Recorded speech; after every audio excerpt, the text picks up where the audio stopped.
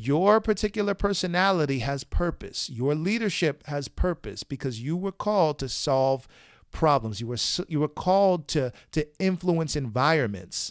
And the way that you do that is by getting in the right environment.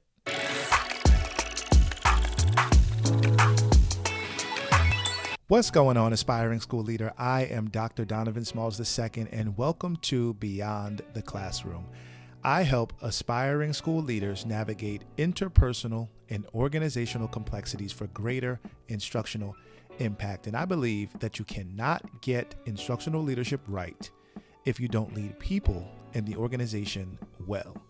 Today, we are going to talk about discovering your leadership level.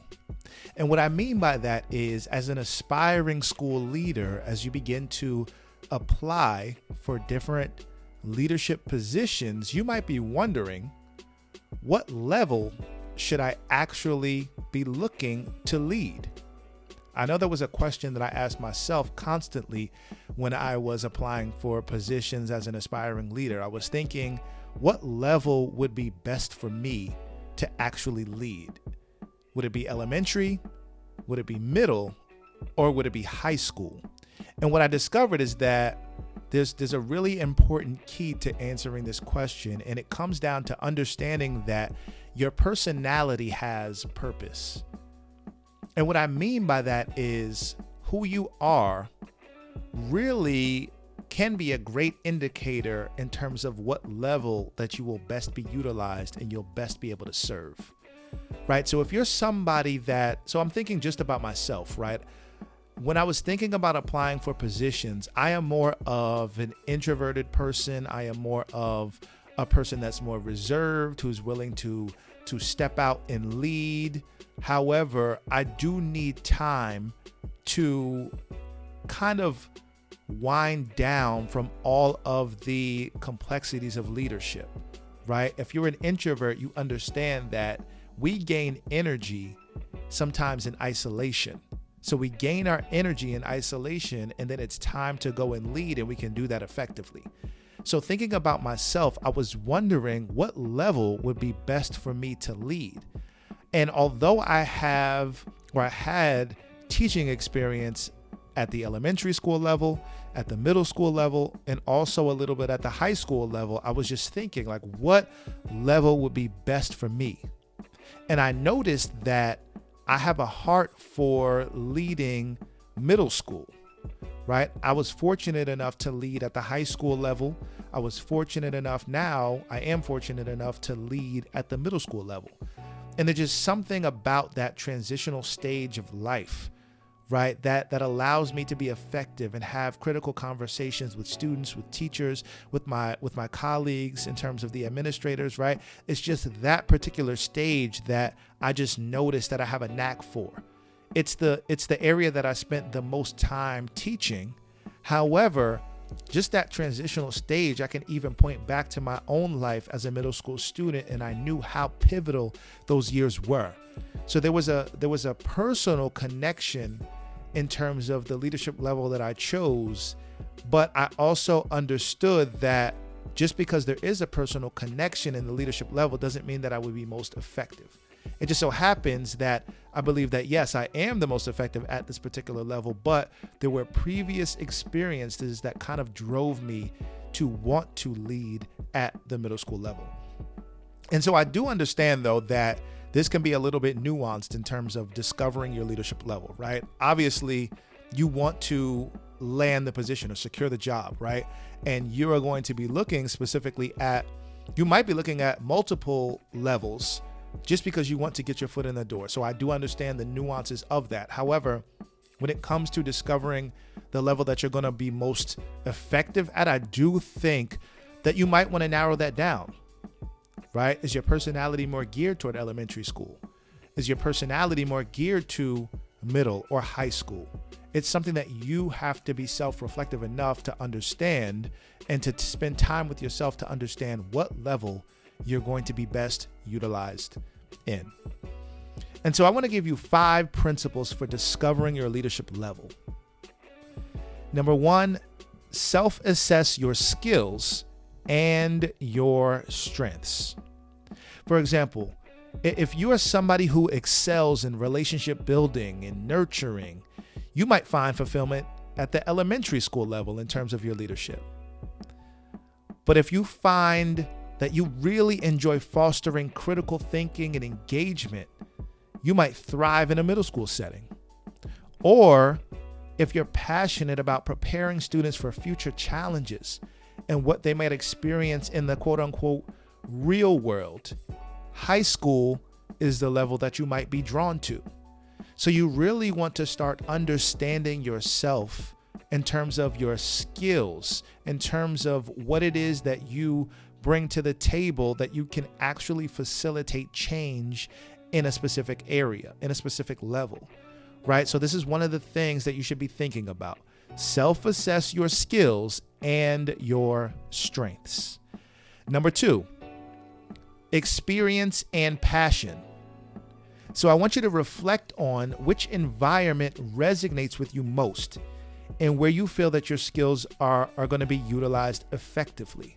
So you might have the most experience, let's say at the middle school level. You might have a passion for that transitional stage of life. And so that might be a great indicator of you wanting to also lead at the middle school level, right? Because every level has a different set of challenges. And I believe that as a leader, you have been cultivating a specific skill and a passion to lead and help create change in terms of the challenges that you will face.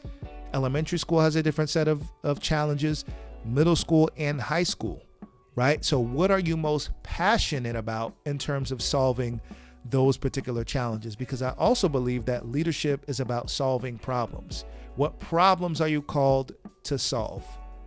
That's a critical question that I want you to write down and think about as you begin your leadership journey.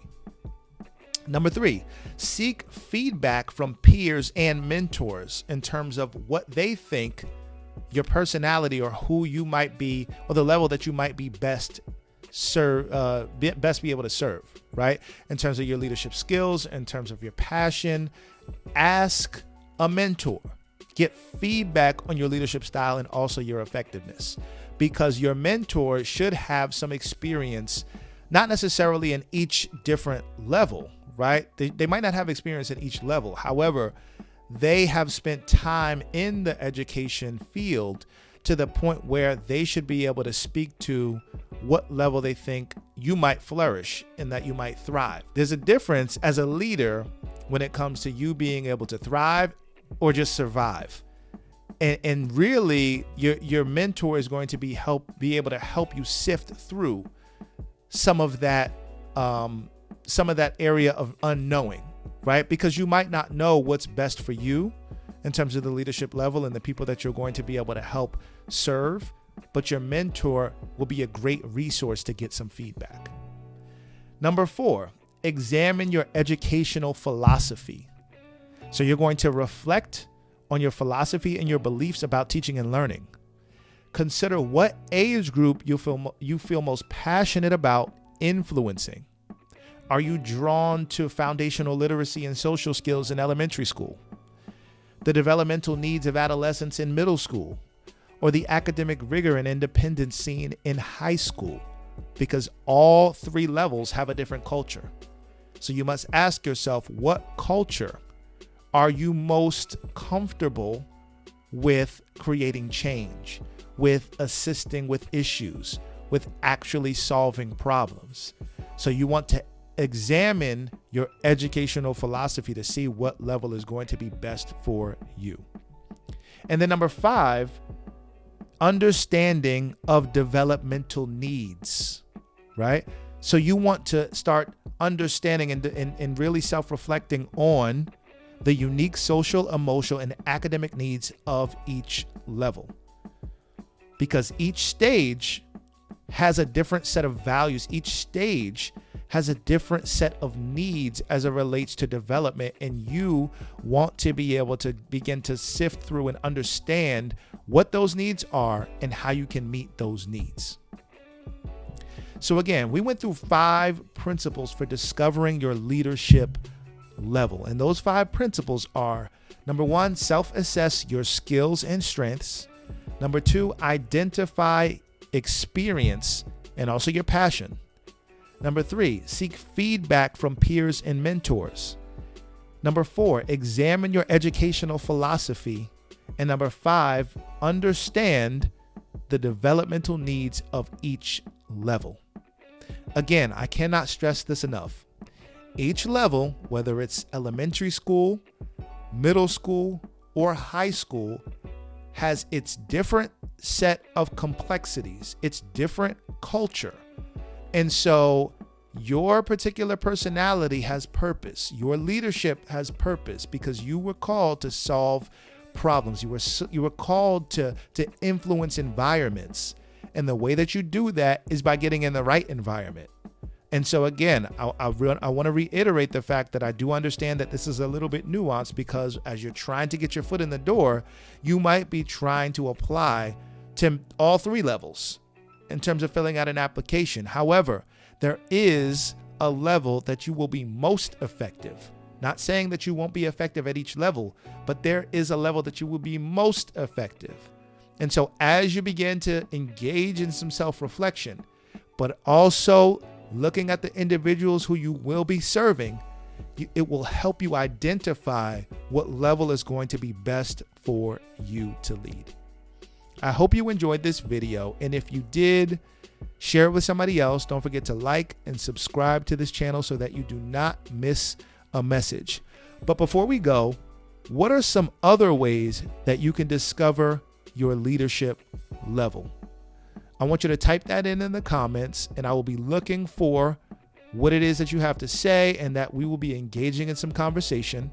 Again, I hope you have a great week of teaching, leading, and learning. Take care.